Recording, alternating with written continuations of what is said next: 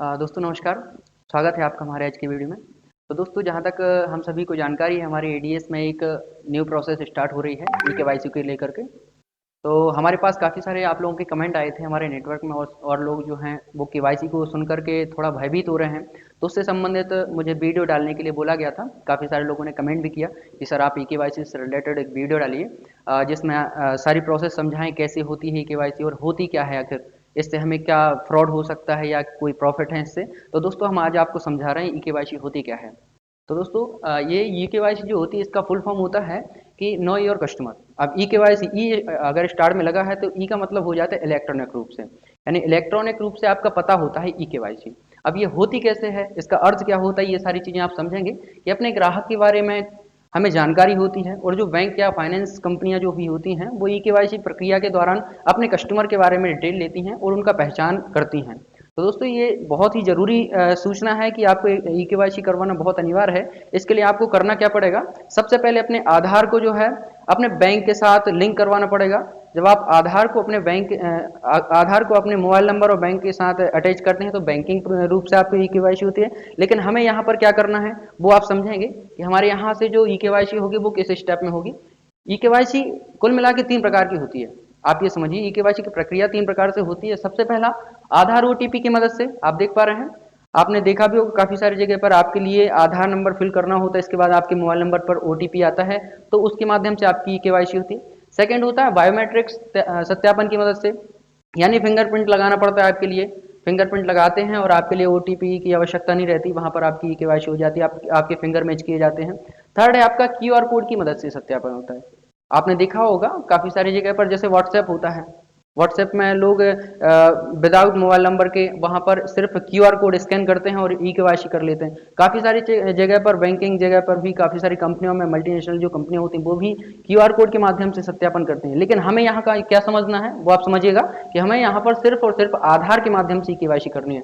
आधार के माध्यम से कैसे ई-केवाईसी होगी उसके लिए हम आपको आगे बताने वाले हैं दोस्तों।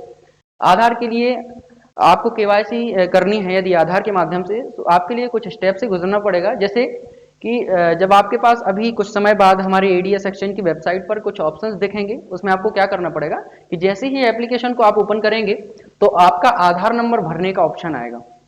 जैसे ही आप एप्लीकेशन ओपन करेंगे वहां पर आपको एक ऑप्शन दिया जाएगा कि वहां पर आपको आपका आधार नंबर फिल करना है। और जैसे ही आप अपना आधार नंबर फिल करेंगे, सबमिट करेंगे, उसके बाद आपके जो भी रजिस्टर्ड मोबाइल नंबर है, आपका जो भी रजिस्टर्ड मोबाइल नंबर होगा उस नंबर पर आपके लिए एक ओटीपी आएगा। मैक्सिमम 6 डिजिट का मैसेज रहेगा। वो आपको क्या करना है, फिल करना है। सेकंड स्टेप क्या है कि आपकी एडीएस की आईडी पर कोई भी मोबाइल नंबर लगाया हुआ हो, जो भी आपका मोबाइल नंबर होगा वो ही चलेगा। और ये जरूरी नहीं है कि आपके आधार नंबर से जो मोबाइल लिंक है वो ही आपकी आईडी में भी हो। यानी आप समझ पा रहे होंगे, यदि आपकी आईडी में बाई चांस आपने जो मोबाइल नंबर लिंक डाला हुआ है वो आपके आधार के साथ लिंक नहीं है, फिर भी आप केवाईसी कर सकते हैं। कैसे होगी, आप जैसे ही आधार नंबर डालेंगे और जो आधार नंबर से रिलेटेड जो भी आधार के साथ मोबाइल नंबर लिंक होगा उस पर ओटीपी जाएगा, वो ओटीपी आप फिल करेंगे तो आपकी केवाईसी कंप्लीट हो जाएगी। जैसे ही आप आधार नंबर, जैसे यहाँ पर लिखा हुआ है आप देख पा रहे हैं कि आधार नंबर पर जो सबमिट आपके ओटीपी सबमिट करेंगे आधार से संबंधित, वो आप डालेंगे तो वेरीफाई हो जाएगा। ये एक और जरूरी सूचना कि यदि आपके पास किसी भी माध्यम से या कंपनी के माध्यम से या हमारे किसी भी सदस्य के या कमेटी के माध्यम से यदि आपके लिए कॉल आता है इस प्रकार का कि आप ओटीपी दीजिए, तो कभी भी ओटीपी शेयर मत करिए, क्योंकि कोई भी संस्था ओटीपी नहीं मांगती है। इसको आपको थोड़ा जानकारी रखना पड़ेगा और प्लस अपनी टीम को भी आप ये चीज बताइएगा, सजग करिएगा उन लोगों को।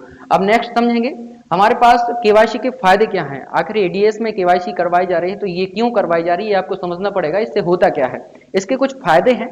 ये हमारे एडीएस में ही नहीं बल्कि अदर संस्थाएं जो होती हैं, बहुत काफी सारी आप कंपनियां देख रहे हैं और कुछ सरकारी जगह भी रहती हैं, वहां पर भी आप केवाईसी करते हैं। तो उसके फायदे क्या हैं वो हम आपको यहाँ पर एक्सप्लेन करने जा रहे हैं। इससे क्या होगा कि इससे चोरी और धोखाधड़ी से बचा जा सकता है। कहीं पर भी कोई फ्रॉड करता है, धोखाधड़ी करता है, तो उससे आप बच सकते हैं ई केवाईसी के माध्यम से। यहाँ पर आप जैसे ई केवाईसी करवाते हैं तो आपकी पूरी जानकारी एक ई केवाईसी के माध्यम से सबमिट हो जाती है, तो वहां पर आपके लिए चोरी, धोखाधड़ी, फ्रॉड कुछ भी नहीं हो सकता। सेकंड चीज, जैसे केवाईसी के कारण सरकार और आरबीआई दोनों सभी तरह के बैंकिंग ट्रांजेक्शन पर नजर रखती है। यानी जो आरबीआई होती है, रिजर्व बैंक ऑफ इंडिया, ये आपके सारे के सारे ट्रांजेक्शन पर नजर रखती है और सरकारी जो भी वर्क करते हैं उस पर नजर रखती है। थर्ड इसका लाभ जो है अपना, इससे सरकार को मनी लॉन्ड्रिंग रोकने में मदद मिलती है। यानी कोई फेरबदल करते हैं पैसों का, कोई भी धोखाधड़ी करते हैं, वही चीज़ है यहाँ पर, उसमें भी मदद मिलती है। फिर केवाईसी से टेररिज्म को जाने वाली फंडिंग में कमी आई है। ये काफ़ी सारी चीज़ें हमारी एडीएस से हट की चीज़ें हैं, इनको समझने की सिर्फ ज़रूरत है। जैसे इसके साथ ही केवाईसी कराने से बैंकों को यह जानने में भी सुविधा मिलती है कि बैंकों में निवेश किया गया पैसा किसी गलत जगह से तो नहीं आया है, जैसे मनी लॉन्ड्रिंग या अवैध कार्यों के माध्यम से। यानी ये जो होता है, ये बैंकिंग के लिए आपके बताई गई है कि बैंकों में क्या रहता है केवाईसी के फायदे, कि वहां पर वो सारी चीजें समझते हैं कि ये जो हमारे पास पैसा आया है फ्रॉड तरीके से तो नहीं आया है, लीगल है पैसा, या काला धन जो आप सुनते आ रहे हैं काफी दिनों से, काला धन की जो फेरबदल चल रहा था, वो उस प्रकार से पैसा तो नहीं आया, ये उसके लिए बताया गया है। लेकिन हमारे एडीएस में इसका सिर्फ एक ही प्रॉफिट है कि हमें समझना है कि हमारे जो कस्टमर्स हैं, हमारे जो पार्टनर्स हैं, वो लीगल कितने लोग हैं, कितने लोग ऐसे हैं जो लीगल तरीके से हमारा बिजनेस कर रहे हैं। एडीएस में काफी सारी समस्याएं ऐसी गई कि एक ही नाम से, एक ही मोबाइल नंबर से काफी सारे मल्टीपल आईडी ओपन हुई हैं। तो उससे क्या है, कंपनी को प्रॉफिट नहीं हो रहा था, कंपनी के लिए लॉस हो रहा था। उससे लोग फ्रॉड कर रहे थे, फ्रॉड फंड भी कर रहे थे, फ्रॉड फंड चोरी कर रहे थे, हैकिंग कर रहे थे। इन सब चीजों से बचने के लिए हमारी ईकेवाईसी की सुविधा स्टार्ट की गई दोस्तों। इसके बाद जैसे ही आप ईकेवाईसी कर लेते हैं तो आपके पास एक खुशखबरी है, जैसा कि आपने थंबनेल में पढ़ा होगा कि एक गुड न्यूज भी है। जैसे आप ईकेवाईसी कर लेते हैं तो आपके लिए एक गुड न्यूज क्या है कि जैसे ही आप केवाईसी कंप्लीट करते हैं तो आपका जो फंड शून्य होता था वो शून्य नहीं होगा। इसको समझिए क्या चीज है। हमारे पास एक नया नियम आया था अभी करंट में, नियम बनाया गया था कि जिस व्यक्ति के दो डायरेक्ट नहीं है उसका वॉलेट जो है 30 दिन के बाद शून्य हो जाएगा।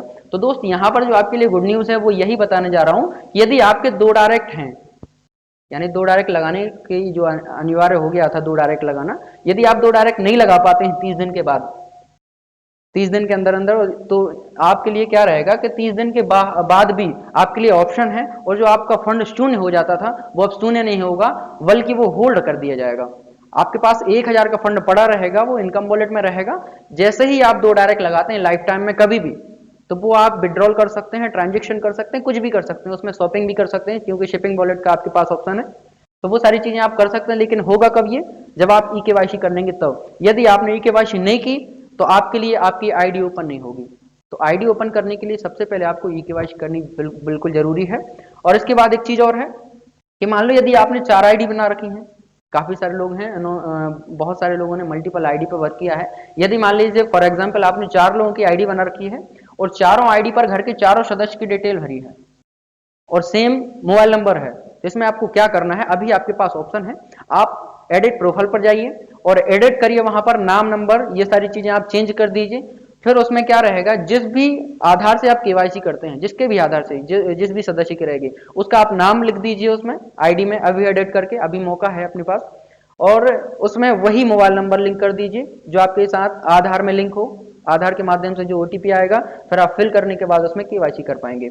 अपने आधार से केवल एक ही आईडी की केवाईसी करिए आप, क्योंकि सिर्फ एक आधार से एक ही केवाईसी होती है। जैसे ही आप केवाईसी करेंगे बाकी जो आईडी हैं उनमें आपको अलग अलग करके अलग अलग सदस्यों की आईडी का आधार डालना पड़ेगा, अलग अलग मोबाइल नंबर डालना पड़ेगा। ये सारी चीजें आपके लिए एड प्रोफाइल में ऑप्शन में दिखेंगी। दोस्तों ये सारी चीजें थी, ये आपके लिए गुड न्यूज है, आप समझ पाए होंगे। हमारी वीडियो जो है इसी के लिए थी ताकि आप अवेयर हो सकें केवाईसी को लेकर के। तो थैंक्स फॉर वॉचिंग दोस्तों।